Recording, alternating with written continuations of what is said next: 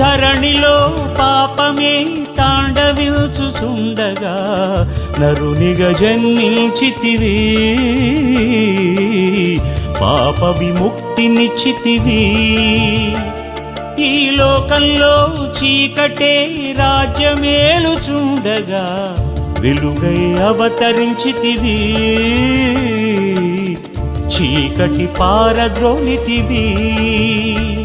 నీ రక్తాన్ని చిందించి రక్షణనిచ్చిన యేసు క్రీస్తువా, నీ గాయాలతో మాకు స్వస్థతనిచ్చిన మంచి నేస్తమా.